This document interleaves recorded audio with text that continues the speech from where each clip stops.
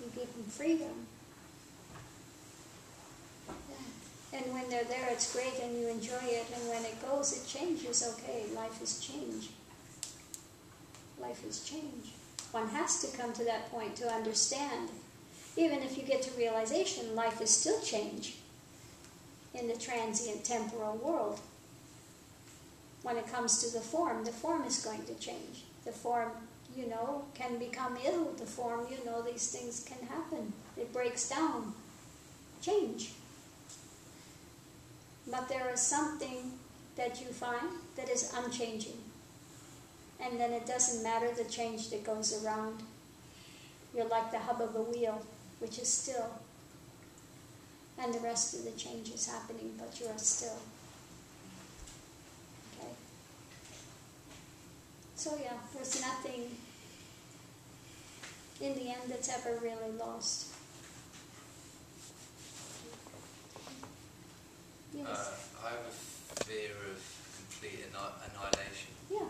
Like, just terrified of, like, falling into just complete emptiness. Yeah. And it's not a warm, cushy feeling. No, and I've said that before. It's never going to be a warm, cushy feeling. It's terror. It can be terrifying. And I've spoken about that before. When I was sitting on the banks of the Ganges and this terror came washing over me. But yet one feels like they're compelled to go forward. Like being in the Grand Canyon, pitch black, and you can't see 1 inch in front of you, and there's this big canyon there, but you're compelled to go forward in the midst of that terror. Yeah.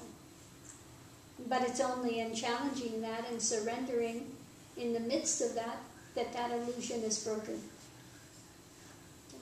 But one has to finally say, I cannot do it on my own, I cannot, and one surrenders. And then you find out it was illusion. But that's a tough door to walk through. How do I do that? The you is not going to do it, it's got to surrender. Yeah. That's why we say that you die that death. It feels like, I don't know whether I'm going to be possessed. I don't know whether I'm going to be fully annihilated. I don't know. It's the great unknown that's there. And that unknown is scary, terrifying.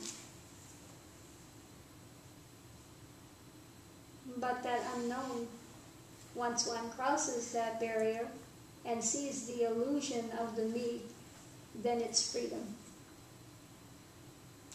But I never tell anybody it's going to be a warm, lovey, cushy experience. Even if you read Ramana, what happened? He had to lay down and he processed this death. It wasn't an intellectual thing, oh, this is what happens and that what's happening. No, you actually live that and feel it to the depths of being. People read Ramana and they think, oh, it's an intellectual thing. Well, I lay down and then this is what happens and then that's what happens. Okay, No. It's not that. One does go on the edge of that terror and surrenders. I want truth more than I fear that terror. I'm willing to face that terror and that possibility of total destruction and extinction in order to find out what is the truth. Not easy. No. Because the tendency is one to pull back in self-preservation. This is what the ego's done all its life. How to preserve myself, how to keep it safe. There is no safety net. Okay? One feels like there is no safety net anywhere, but yet absolute is utterly safe. Utterly safe. And that's the only thing that has existence. Okay? So it's totally safe. But the ego is safe nowhere near there.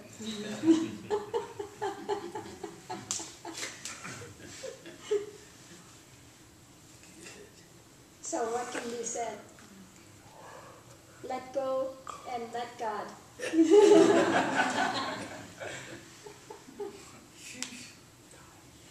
It's like the Sufi saying, when I am, God is not. When I am not, God is. Okay. You have to get to the I am not. Like not Jaideep.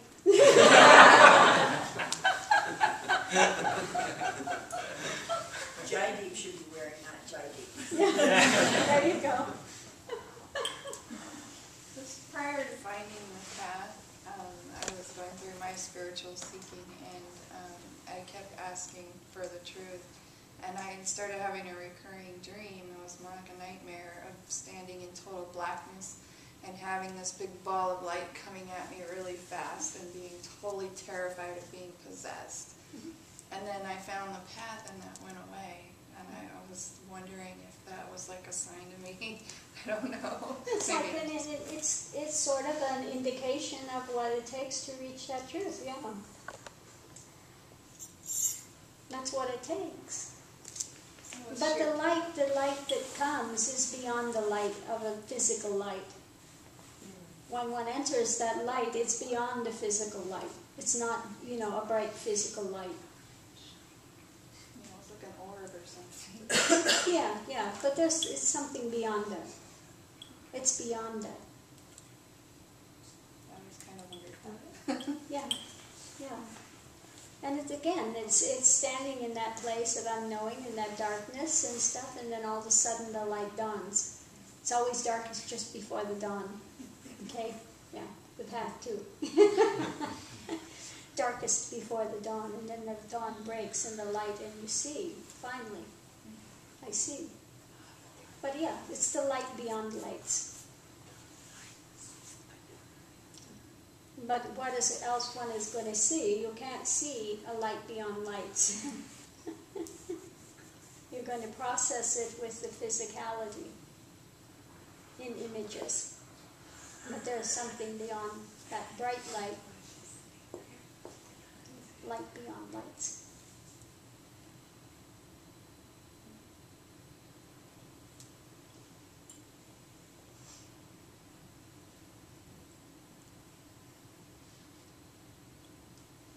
Everybody's become quiet again.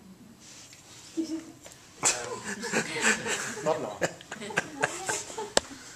big fear here is the fear of remaining in suffering, of no matter what, not being able to, not me get light, but to always be with ego and the suffering. That's a big fear. Well,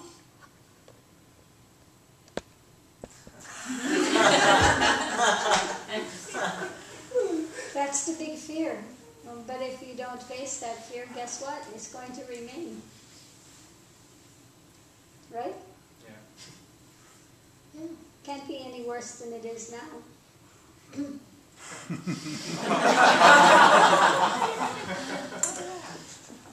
So, face the fear. And what if you do?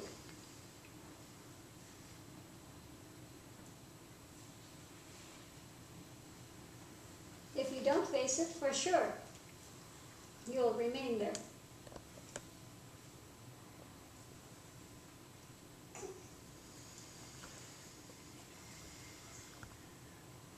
So the only way to break through it is to face that fear and feel it fully.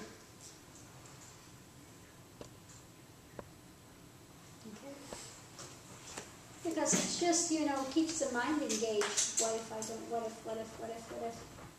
Yeah.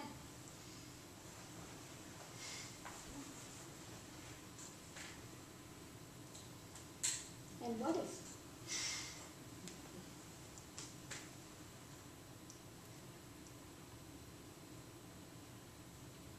And what if you face it and it breaks through?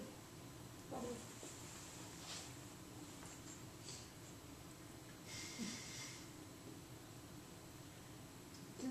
Yeah, we all have those fears that come along the way.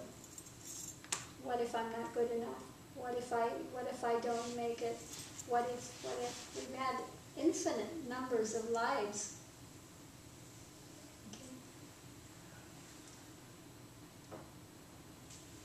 Okay. Infinite infinite number